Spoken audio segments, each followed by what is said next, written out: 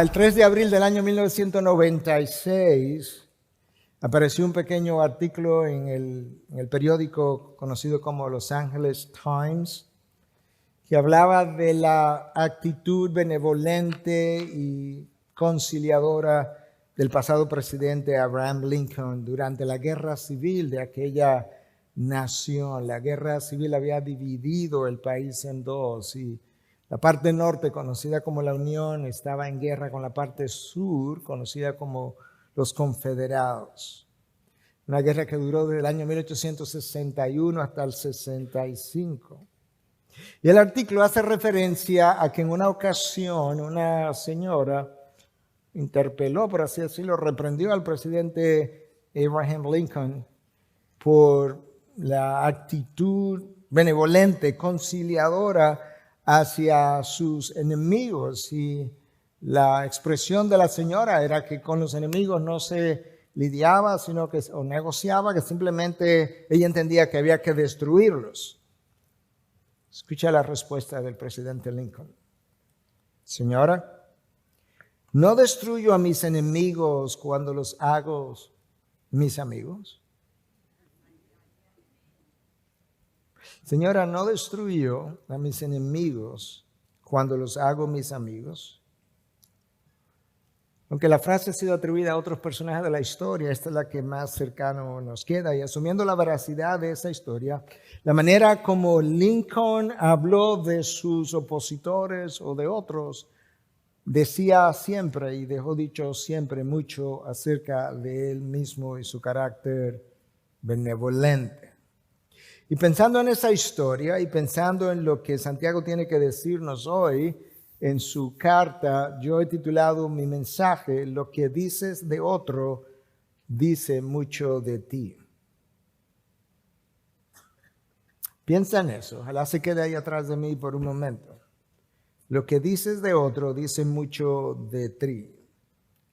Eso explica por qué tú encuentras 2000 años atrás a un hombre traspasado en ambas manos, en ambos pies por clavos, con sus traspasadores a sus pies y pronunciando desde la cruz con un rostro ensangrentado: Padre, perdónalos porque no saben lo que hacen. Porque es cierto que lo que dice de otros dice mucho de ti.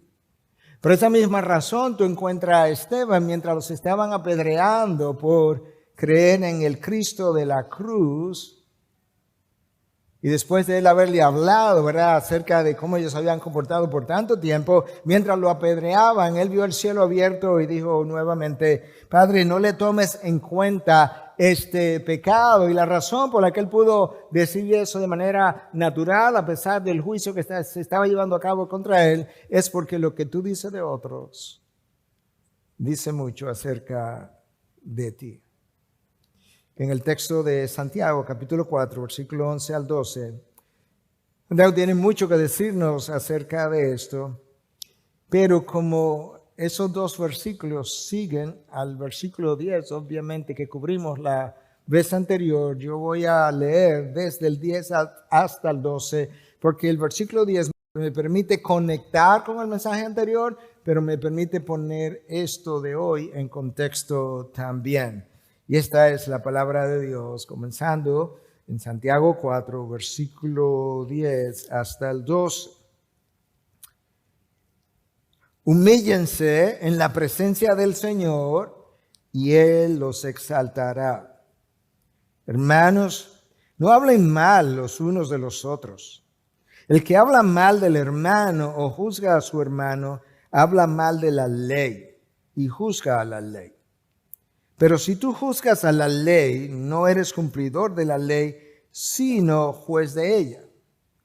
Hay un solo legislador y juez que es poderoso para salvar y para destruir. Escucha la conclusión. Pero tú, ¿quién eres que juzgas a tu prójimo? El versículo 10 con el que comenzamos y que vimos en el mensaje anterior, Santiago nos anima a humillarnos delante de Dios, que es una forma de decirnos de qué forma nosotros debiéramos caminar delante de Dios y delante de los hombres. Y no hay duda, hermanos, de que la humildad es el mejor antídoto contra los males de los seres humanos, pero en especial contra los males del habla, los males de la lengua. Y la razón por la que Santiago puede hablar de esta forma y la razón por la que la humildad es el mejor antídoto para nuestras formas de hablar es porque de la abundancia del corazón habla la boca, y la persona humilde usualmente al hablar de otro es considerada, es benevolente, no es condenadora, es perdonadora. Busca cómo encontrar evidencias de gracia en la otra persona, como el apóstol Pablo hizo con los corintios. La persona humilde tiende a mirar su viga primero en su ojo antes de encontrar la paja en el ojo ajeno. La humildad te recuerda de dónde Dios te sacó. La humildad te recuerda las veces que Dios te ha perdonado de pecados mucho más grandes que aquellos que estás condenando en tu hermano. La humildad prefiere que Dios trate al otro con gracia y no que haga bajar su justicia sobre él o sobre ella. Y esa es la humildad a la que Santiago nos llama en el versículo 10, para luego decirnos en el versículo 11 y 12 que todo lo que él está diciendo en el 11 y el 12 son contrarios a la humildad de la que él nos habló en el versículo 10. En esencia, en los dos versículos, leímos tres, pero los dos versículos que voy a cubrir, el 11 y el 12, yo quisiera que veamos en primer lugar la prohibición de hablar mal del otro. Número 2, la razón para no hacerlo. Y número 3, la implicación de hablar mal de ese otro. Para luego concluir con una pregunta de introspección que Santiago trae como conclusión de ese texto breve en el versículo 12. De manera que comencemos primero con la prohibición en el versículo 11, la primera parte del versículo 11. Hermanos, no hablen mal los unos de los otros. En el lenguaje original, esa frase, no hablen mal, es una sola palabra, es katalaleo, que implica muchas cosas. Puede ser, es una amplia sombrilla para hablar de múltiples males del habla. Puede referirse a la difamación, a la murmuración, pero puede referirse prácticamente a cualquier forma pecaminosa de hablar. Y por eso, en esta traducción de la Nueva Biblia de las Américas y en otras, los traductores han preferido usar el término hablar mal, en cualquiera de sus formas. El puritano Thomas Manton dice en su comentario sobre Santiago que este término puede referirse, entre otras cosas, a hablar mal en privado de nuestros hermanos, entre aquellos que hablan bien de él. En otras palabras, estas personas hablan bien de este hermano y yo hablo mal entre ellos, tratando de cambiar su opinión precisamente. Katalaleo incluye también a hablar mal de esa persona, pero de una forma más pública. De la misma manera, Manton agrega que este pecado, tú puedes hacerlo, este pecado de hablar mal de alguien, tú puedes hacerlo en privado, puedes hacerlo en público, tú puedes divulgar pecados secretos de otros que tú conoces, pero que no necesitas divulgar. Y puedes hacer eso en privado, o puedes hacer en público. Tú pudieras aumentar o agravar las faltas del otro. Aumentarlas. Son ciertas, pero tú las aumentas.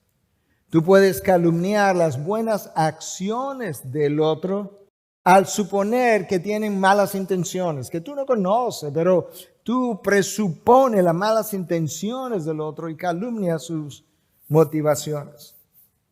Nosotros incluso podemos callar, dice Manton, envidiosamente lo que es bueno en otros. Sabemos estas cosas malas, la pasamos a otro, pero hay cosas buenas que también conocemos que nos quedamos envidiosamente callados.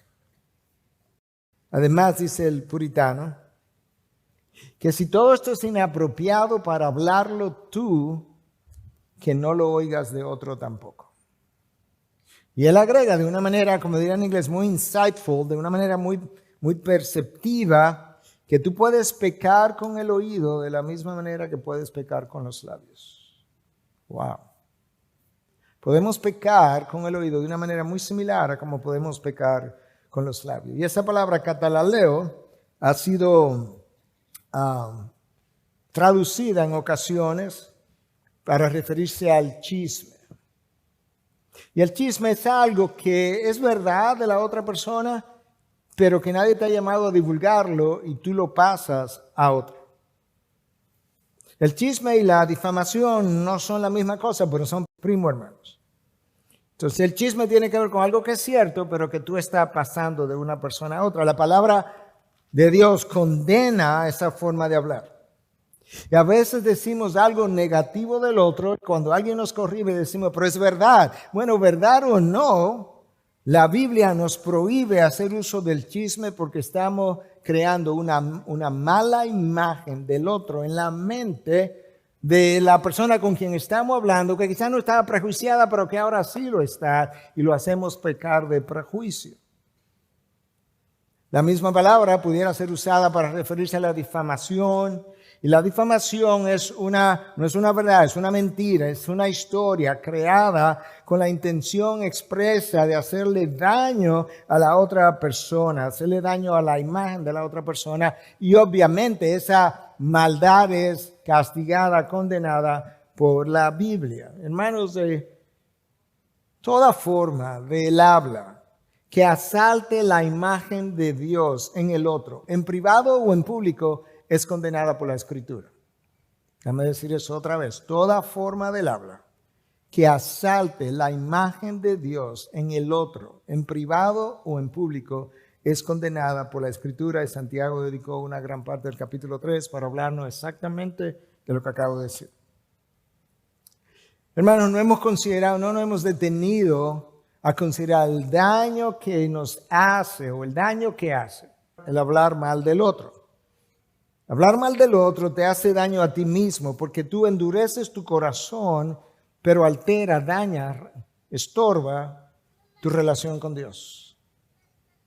Hablar mal del otro le hace daño a la imagen de la otra persona de quien tú hablas, pero también daña la mente de quien o quienes te oyeron, como mencioné hace un momento, porque a ellos antes no estaban prejuiciados, pero al oírte se han prejuiciado contra esta persona, y el prejuicio también es enlistado como un pecado en la palabra de Dios. En resumen, hablar mal del otro le hace daño a la imagen de Dios en ti y en la otra persona. De manera que si valoramos la imagen de Dios en nosotros, debiéramos valorarla en la otra persona y por consiguiente debiéramos cuidar de no dañarla en una persona ni en la otra. Cuando ese hablar mal ocurre entre nosotros los cristianos, estamos dañando, hiriendo, trastornando la hermandad que a Cristo le costó sangre y que al Espíritu le costó venir y morar en nosotros. La unidad del Espíritu, la comunión de los hermanos es fruto de la obra del Espíritu Santo, de acuerdo a lo que la palabra nos dice en Efesios 4. Dañamos esa hermandad. Pero cuando ocurre entre incrédulos, ahora muchas veces él o ella habla mal de la fe cristiana y la tilda de inservible porque mira cómo hablan ellos de ellos mismos o de otros. Le damos una mala reputación a la fe. Hermanos, si tú tienes, 40 años, 50 años, quizás no necesitas vivir tanto para verlo. Pero escuche, muchas veces la misma persona que se pone de acuerdo contigo para hablar mal de otro es la misma persona que luego te condena cuando las circunstancias cambian o cuando necesita defenderse. ¿Sí o no? La misma persona que se ha puesto de acuerdo contigo para hablar mal de otra persona, cambia la circunstancia y termina condenándote por las necesidades de defensa ahora. William MacDonald en su comentario sobre esta carta nos propone 3 preguntas que nosotros pudiéramos considerar antes de hablar. Yo creo que son muy saludables. ¿Qué bien hace este comentario a la otra persona? ¿De qué manera yo favorezco a esta persona con mi comentario? Número 2, ¿qué bien me hace a mí comentar esto? ¿De qué forma esto mejora mi relación con Dios? ¿De qué forma esto mejora la imagen de Cristo en mí cuando yo lo comparto? Y número 3, ¿qué gloria trae a Dios el que yo comparta esta información? ¿De qué forma, cuando yo termine de compartirla, puedo decir, acabo de glorificar a Dios? Yo creo que eso nos va a cuidar enormemente. Yo no sé si tú has prestado atención, pero cuando tú revisas la revelación bíblica, los pecados del habla son algunos de los más severamente condenados en la palabra. Y Santiago en el capítulo 3 volvió a la carga con tal idea. Yo creo que Santiago, bueno, y el resto de los autores de la Biblia, y sobre todo en el Nuevo Testamento, estaban apercibidos de algo que Cristo enseñó, y es que de la abundancia del corazón habla la boca. Y si esto es verdad, esto es como yo lo puse en mis palabras. Si la transformación del corazón es la meta de la santificación, si la transformación del corazón es la meta de la santificación, la forma de hablar es la evidencia o de mi transformación o de mi corrupción. Déjame decir eso completo otra vez. Si la transformación del corazón es la meta de la santificación, mi forma de hablar es la evidencia o de mi santificación o de la transformación o de la corrupción de mi corazón. De manera que de entrada ya vimos la prohibición de hablar mal contra el otro. En segundo lugar, yo quisiera que viéramos ahora la razón para no hacerlo. Vimos la prohibición, ahora vamos a ver la razón para no hacerlo. Versículo 10, primera parte. El que habla mal de un hermano o juzga a su hermano, habla mal de la ley y juzga la ley. Esa es la razón para no hacerlo. Porque cuando hablas mal del hermano, está hablando mal de la ley. Tenemos que explorar eso. Y está juzgando a la ley. Cada vez que hablamos mal de la ley y juzgamos a la ley. ¿Por qué? Porque la ley me manda a amar al hermano y yo lo estoy condenando. De manera que, en pocas palabras, yo estoy diciendo, como la ley no es suficiente para juzgarlo, yo lo voy a juzgar en mis propios términos. Yo estoy por encima de la ley. La ley, en efecto, es inservible para juzgar al hermano. El hermano no merece ser amado como la ley me manda, y este es mi juicio y estoy en lo correcto. De manera que la ley de Dios es insuficiente o inservible. La ley me manda a amarlo, pero yo lo condeno. Por eso dice Santiago, escucha, pero si tú juzgas a la ley, versículo 11 todavía, si tú juzgas a la ley, no eres cumplidor de la ley, sino juez de ella. No cumples la ley. Y si no cumplo la ley, ¿qué soy? Violador de la ley. No soy cumplidor de la ley, soy violador de la ley. La pregunta inmediata sería, ¿cómo la violo? Bueno, es que la ley me manda a amar al otro. Ni siquiera al hermano, simplemente me manda a amar al prójimo. La ley. Para los judíos la ley eran los primeros 5 libros de Moisés. Para nosotros la ley es todo lo que Dios nos ha dado por revelación y como mandato. Pero aún dentro de los primeros 5 libros, la Torá de los judíos, la ley le mandaba amar al prójimo. Escucha Levítico 19:16. Para comenzar, no andarás de calumniador entre tu pueblo. No harás nada en contra de la vida de tu prójimo. ¿De quién? De tu prójimo. Ahora escucha lo que dice. Yo soy el Señor. En otras palabras, no es Moisés que te está diciendo esto. No es Aarón quien te está ordenando que no hagas nada en contra de tu prójimo.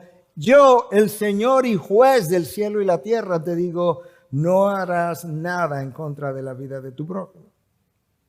Versículo 18 de Levítico 19. Amarás a tu prójimo como a ti mismo. Punto. Escucha ahora. Yo soy el Señor. Yo el Señor te digo que ames al prójimo. Y luego, Cristo, que vino a ayudarnos a entender la letra de la ley. La letra de la ley es justamente lo que tú entiendes cuando la lees sin ninguna otra amplificación. Pero luego viene Cristo y dice, déjame decirte que en la ley hay una letra de la ley y hay un espíritu de la ley. La letra de la ley es obvio para todo el mundo. Prácticamente incluso no tiene que ser cristiano para entender semánticamente lo que dice. El espíritu de la ley es mucho más amplio.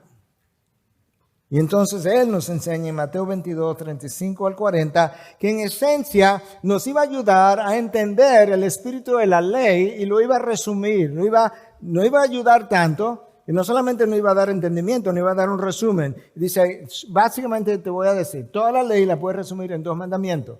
Tú amas a Dios con todo tu corazón, con toda tu alma y con toda tu mente, con todo tu ser.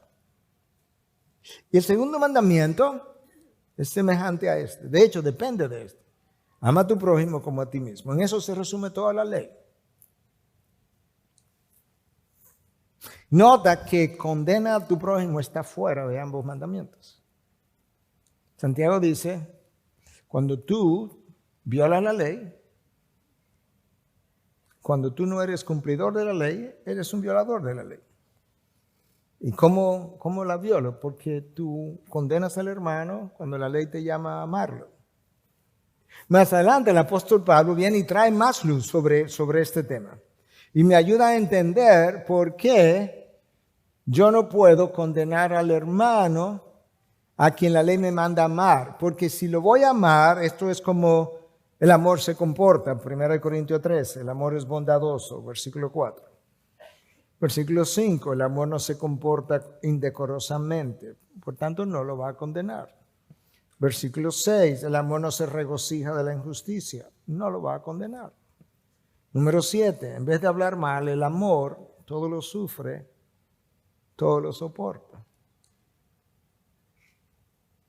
Eso no es compatible con la condenación.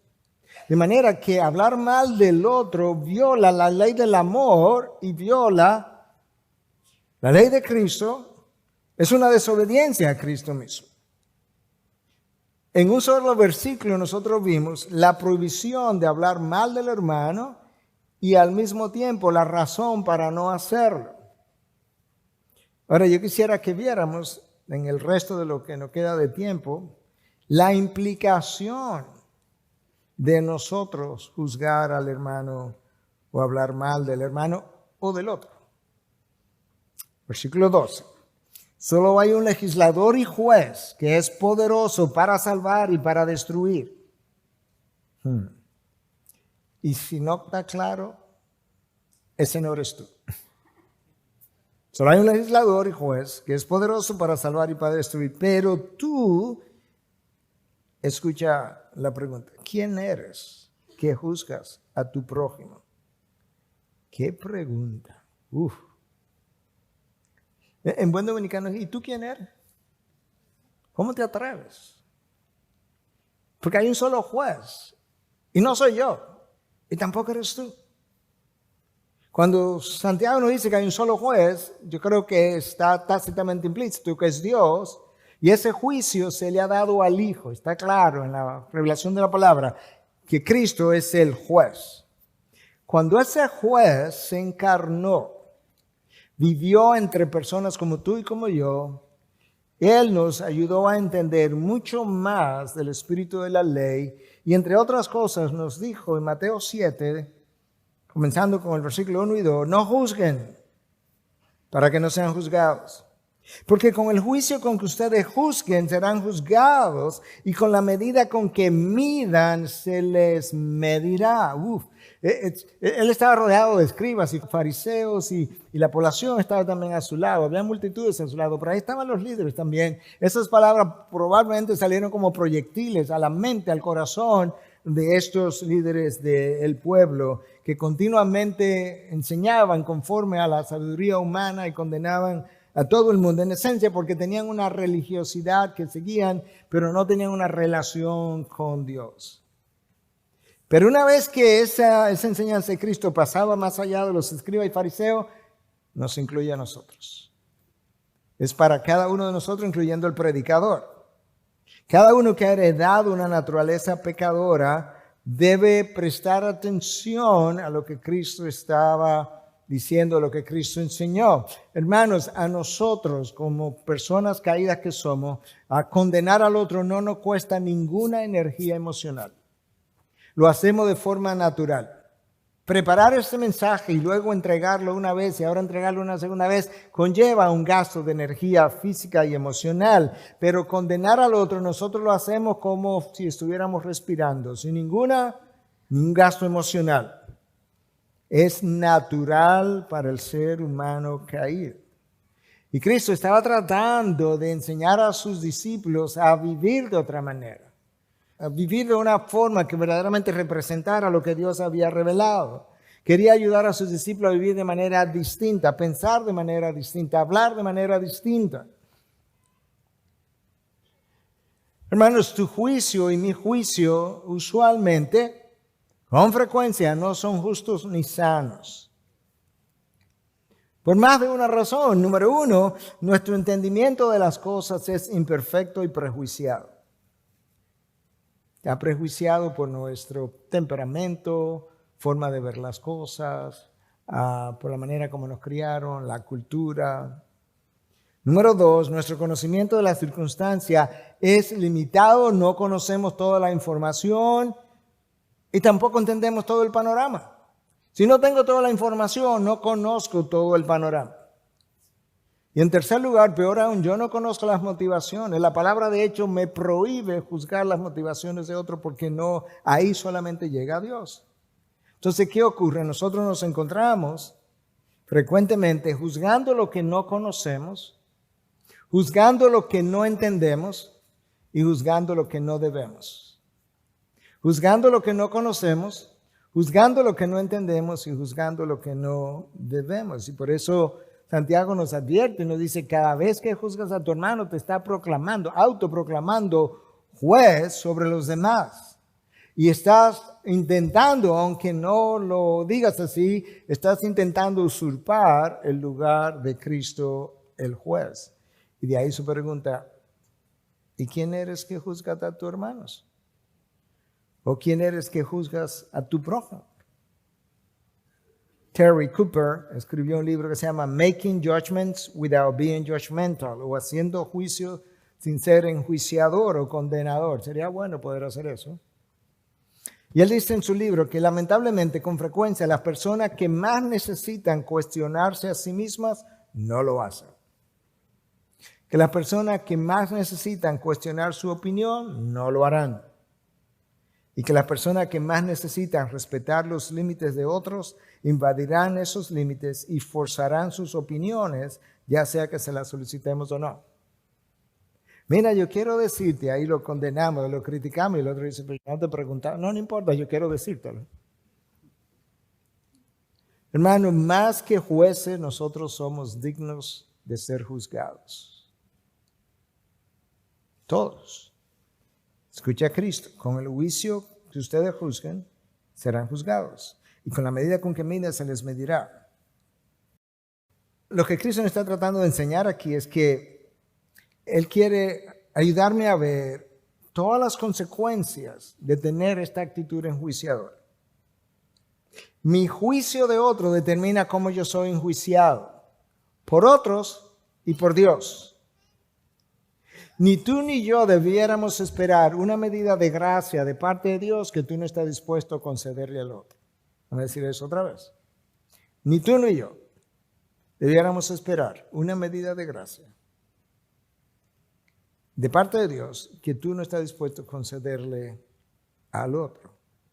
Esa es la verdad. De hecho, aquellos que han tomado consejería conmigo, sobre todo consejería matrimonial, y cuando solía hacer consejería prematrimonial, les decía, cuando nosotros rehusamos ser instrumentos de gracia el uno para el otro, nos convertimos en instrumentos de justicia, el uno para el otro. Cuando tú y yo comenzamos a sentirnos enjuiciados por otros, u otros comienzan a enjuiciarme, muchas veces es el mismo Dios permitiendo que me den una dosis de mi propia medicina. Cuando yo me siento enjuiciado por ti, o pienso, o siento, o oigo que otros me están enjuiciando, muchas veces el mismo Dios permitiendo que me den una dosis de mi propia medicina, porque con el mismo juicio, la misma manera que tú juzgues, así mismo será juzgado, y con la misma medida que midas, así mismo será medido.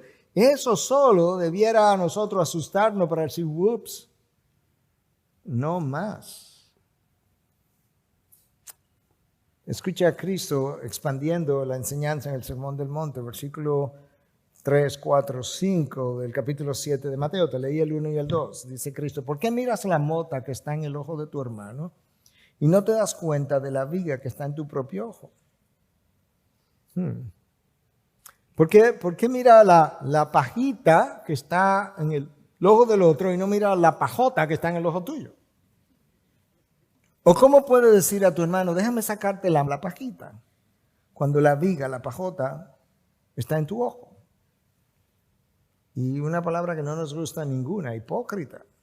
Saca primero la viga de tu ojo, y entonces verás con claridad para sacar la mota del ojo de tu hermano.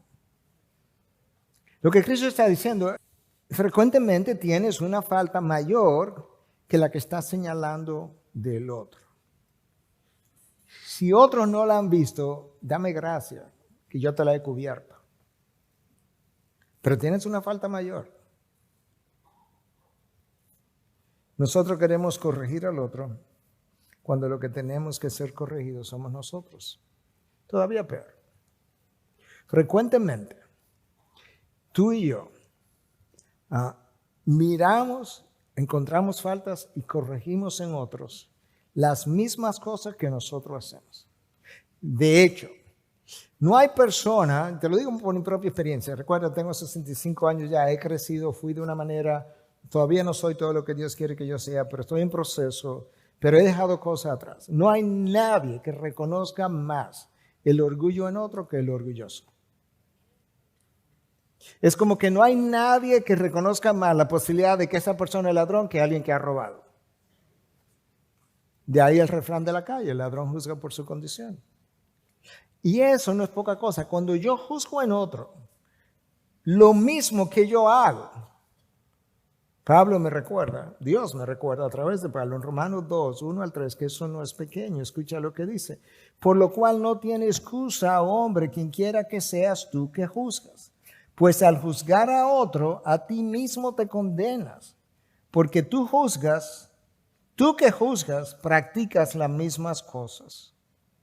Sabemos que el juicio de Dios justamente cae sobre los que practican tales cosas. Escucha la pregunta de Pablo. Y piensa esto, oh hombre, tú que condenas a los que practican tales cosas y haces lo mismo, que escaparás del juicio de Dios. ¿De Dios?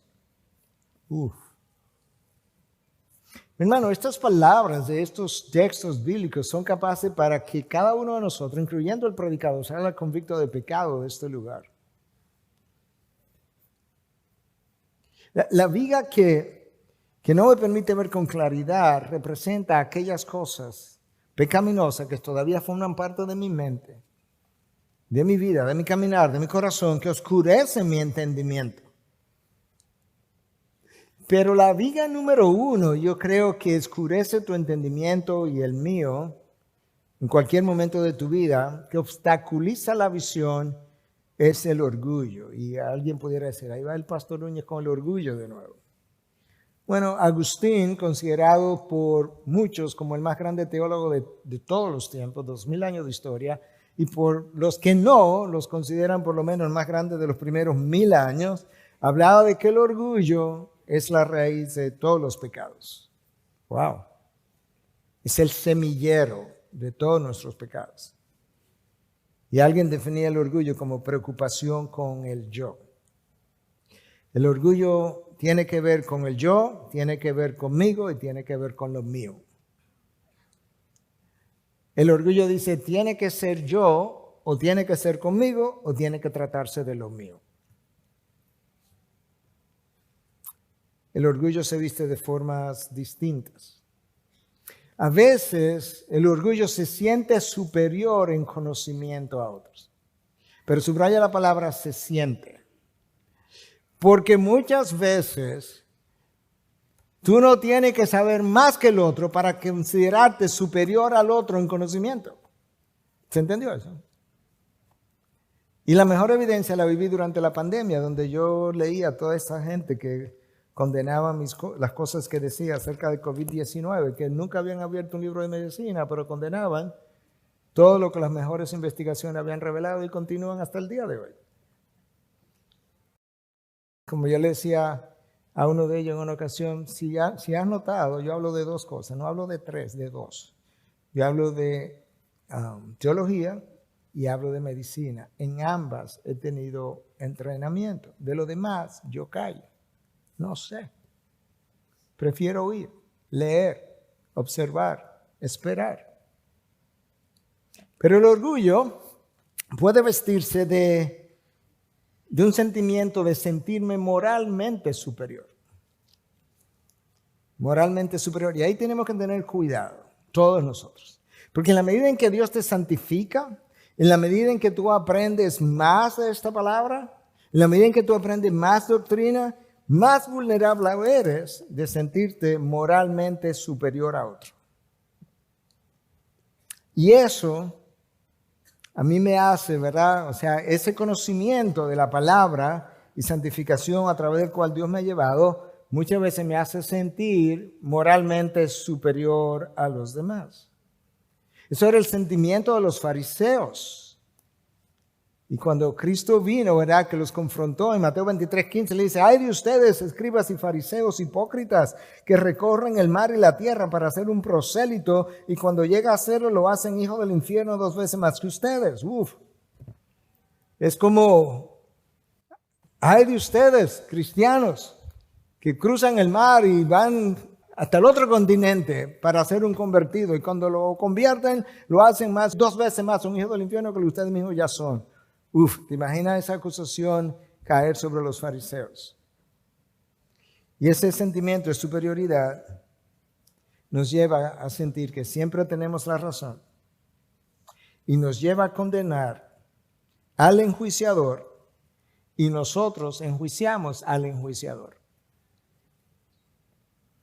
El otro es un enjuiciador y yo lo enjuicio a él. Estamos en el mismo lugar. Todavía más peligroso es cuando tratamos y decimos: no, porque yo sé que él lo hizo por esto, lo hizo por aquello. No, tú no sabes, hermano. De hecho, el apóstol Pablo te dice: espera. En 1 Corintios 4:5, escucha lo que él dice. Por tanto, no juzguen antes de tiempo. Ok, entonces Pablo, ¿como cuántos días yo tengo que esperar para terminar de juzgar? Escucha. Por tanto, no juzguen antes de tiempo, sino esperen hasta que el Señor venga. En serio, Pablo. Escucha por qué. El cual sacará a la luz las cosas ocultas en las tinieblas y también pondrá de manifiesto los designios de los corazones. Espera a ver cuántos de los sermones del pastor Núñez lo predicó para la gloria de Dios. Pero ese juicio no te toca a ti, le toca a Cristo. Entonces cada uno recibirá de parte de Dios la alabanza que le corresponda, no más, no menos. Hermanos, escuchen. Todos nosotros en algún momento de tu vida, si lo has pensado bien, dirá amén a esto, que es así. Y si no lo puedes decir, piénsalo, porque es así, lo único que no te ha detenido a verlo. Cuando juzgamos las motivaciones de los demás, nuestras inseguridades nos vuelven sospechosos de los demás. Y con el tiempo nos volvemos hasta paranoicos acerca de las motivaciones de los demás. Es así, hermano. Pero quien permitió que yo me enfermara de esa manera es Dios. Porque con eso estoy recibiendo una dosis de mi propia medicina. Como juzgues, serás juzgado. Ahora te sientes juzgado, ahora estás sospechoso, ahora estás paranoico de las motivaciones de los demás. Sí, porque te has envenenado con tu propio juicio. Y ahora estoy siendo juzgado de la misma manera que yo he juzgado. Cristo enseñó, Juan registró en 7:4, no juzguen por la apariencia, sino juzguen con juicio justo. ¿Tú sabes lo difícil que eso es? Para juzgar con juicio justo, yo tengo que ser completamente justo, completamente santo, omnisciente de las motivaciones, las razones de cada corazón, de cada mente. Nosotros no tenemos con frecuencia un juicio justo porque somos personas pecaminosas, egoístas, inseguras, demandantes, llenas de autojusticia. Pero al mismo tiempo es cierto que nosotros de alguna forma se nos ha llamado a separar y a juzgar la verdad del error. Bueno, mi juicio es justo cuando mi juicio coincide, concuerda con la palabra. Cuando la palabra dice no mentirás y descubrimos una mentira, yo digo eso es mentira. Bueno, si no corresponde a la realidad, pues corresponde a lo que la palabra dice, que es mentira. Y así sucesivamente con cada pecado, cada uno de los 10 mandamientos. Entonces ese juicio es justo. De manera que, siguiendo la línea de pensamiento de Terry Cooper en el libro que te mencioné, tenemos que aprender a hacer una separación entre el pensamiento crítico, que la palabra me manda a tener. De hecho, en el texto de Mateo 7, la palabra que aparece ahí como juzgar viene del griego kritikos, porque yo necesito separar la verdad del error y eso es necesario. Pero al mismo tiempo, eso es distinto, el pensamiento crítico es distinto a pensar críticamente o enjuiciadoramente. Entonces, ¿cuál es la diferencia para saber cuándo paso de uno al otro? Bueno, el pensamiento crítico es la habilidad de analizar información, conocimiento y poder discernir su valor y su aplicación para ver si corresponde a la verdad de Dios. Lo pensé, recibí la información, la analicé, la procesé, la comparé con la palabra y llega ahora a la aplicación. Tuve que ejercer un pensamiento crítico para llegar a esa conclusión. Y se dice, ¿verdad? Los expertos hoy en día en educación nos dicen que la educación moderna es muy deficiente en este sentido porque frecuentemente lo que lleva al estudiante es a memorizar y a regurgitar conceptos sin que hayan necesariamente procesado la idea, su implicación y aplicación. Y lo mismo pasa en múltiples púlpitos donde se nos lleva a regurgitar pasajes, historias, versículos bíblicos, pero al final no vivo de acuerdo a ellos. No sé cuáles son las implicaciones y mucho menos las aplicaciones. Ese es el pensamiento crítico. Yo necesito eso. Pensar críticamente es otra cosa, o enjuiciadoramente. Y una de las cosas que nos ayuda a entender la diferencia es que en el pensamiento crítico del que yo acabo de hablarle no deben haber como mis emociones, no deben estar involucradas. ¿Es blanco, es negro? Ah, sí es blanco, ah, no, sí es negro. Pero en pensar críticamente, mis emociones están involucradas. Me siento incómodo, molesto, airado cuando pienso en la otra persona. Cuando pienso en alguien que piensa diferente de mí, o vive diferente de mí, o cría diferente de mí, o envió a un hijo a un colegio diferente al que yo lo mandaría. O sobre todo cuando pienso en alguien que me hirió en el pasado. Y ahora al recordar su nombre, ese sentimiento de molestia se levanta en nosotros. Hay un amargo en mi pensamiento. Eso no está en el pensamiento crítico. El pensar críticamente me produce esa incomodidad. Y como bien dice este autor, Terry Cooper, él dice que el que piensa críticamente se siente intranquilo, escucha, hasta que logra demoler al otro o hasta que lo ve fracasar. Entonces probé que yo tenía razón. El que piensa críticamente se siente intranquilo hasta que logra demoler al otro o lo ve fracasar. La intranquilidad parece ser una de las características de cuando estamos en terreno pecaminoso. Nosotros tendemos a enfocarnos en las faltas del otro cuando estamos pensando críticamente. El apóstol Pablo mira a los corintios. Hermanos, yo no sé si ha habido una congregación en el Nuevo Testamento más pecaminosa que los corintios. Pablo le llama niños, le llama inmaduros, le llama que estaban en necesidad de leche, abusaron de los dones, fueron a la cena del Señor y se llenaban, cenaban primero y dejaban al otro sin comida. 1 Corintios 11 nos habla de eso. De esa congregación, Pablo comienza hablando, amados hermanos, doy gracias a Dios por vosotros. Por vosotros.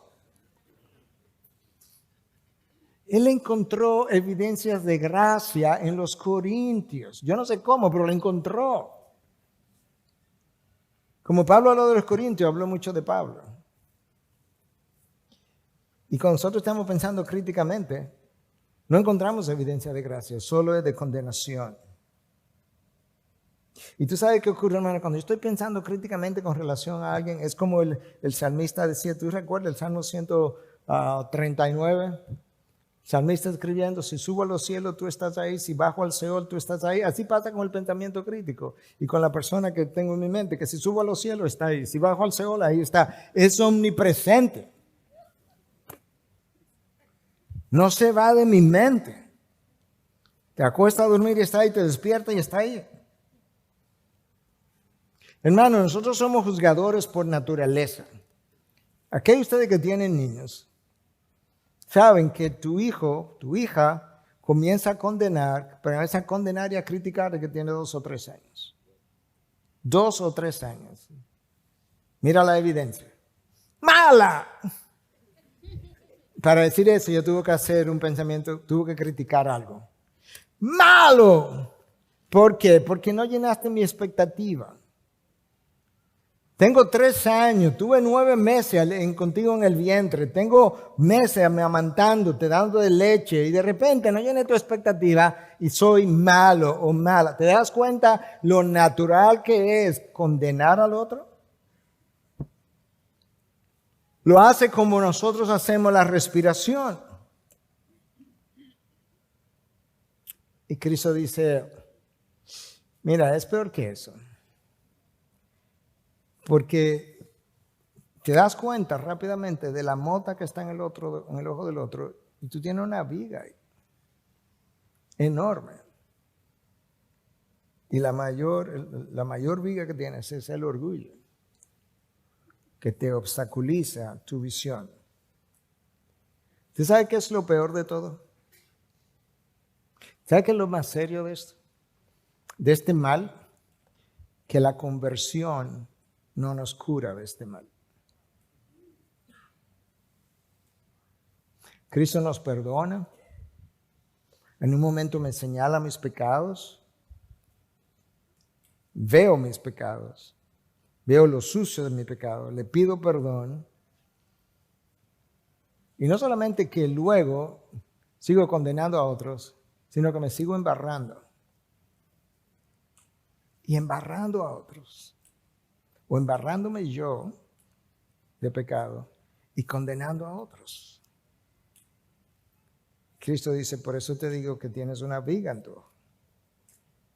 Lo que Cristo está tratando de ayudarme a hacer, hermano, cuando nos presenta esto de la viga y la paja en el ojo, la viga en el mío y la paja en el otro, es que mira, lo que tú y yo necesitamos hacer es, ocúpate de limpiar tu mente, tus pensamientos, tu corazón, tu camino, tu vida. Si tú te dedicaras a eso, no vas a tener tiempo para dedicarte a ver los problemas y los pasos y los caminos y los pensamientos de otro que tú no conoces. Dedícate a ti, límpiate tú delante de mí. ¿Te imaginas? Que alguien te pregunte de otro, ven acá, ¿qué tú crees? No sé, yo tengo tan poco tiempo que todo el tiempo tratando yo de limpiarme, de hacerme a la imagen de Cristo, que no he pensado mucho en Él.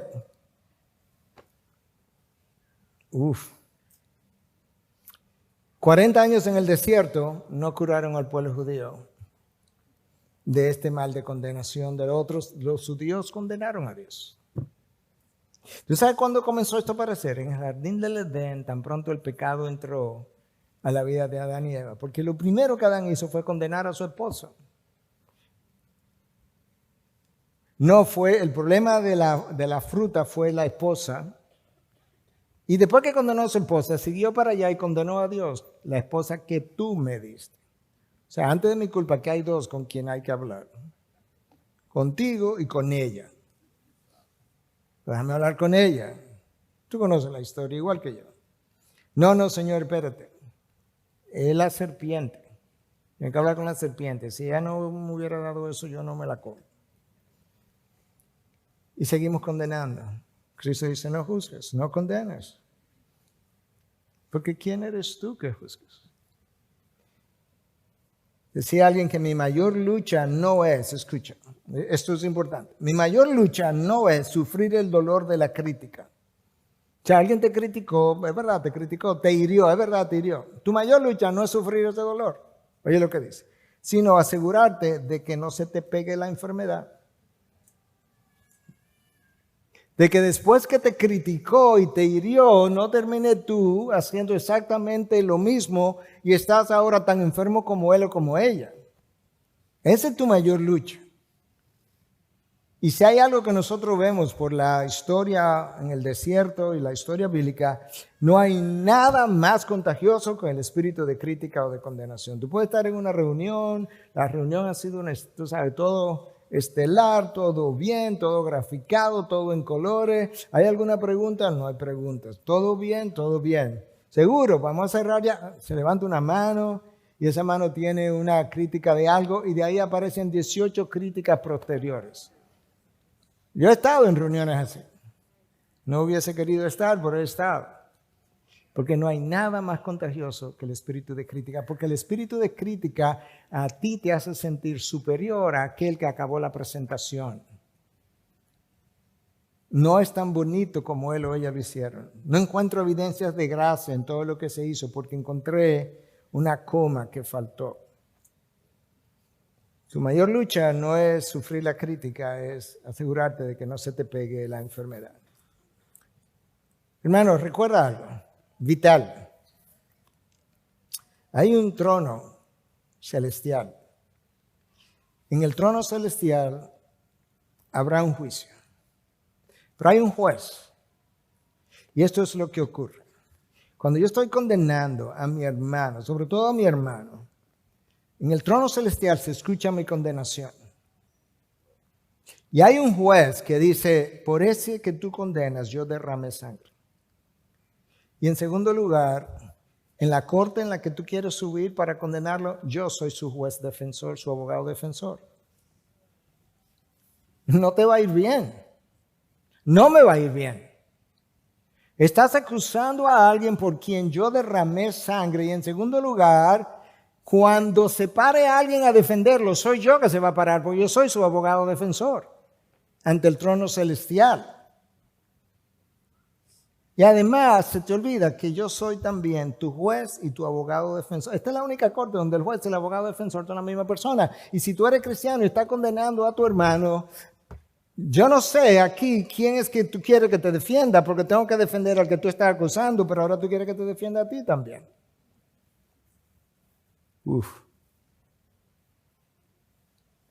Eso nos debe llevar a todos nosotros, incluyendo a quien habla. Esto es un mal de la raza humana contra el que tenemos que luchar y ayudar a otros a luchar contra esto y otros de ustedes ayudarme a mí a luchar contra esto.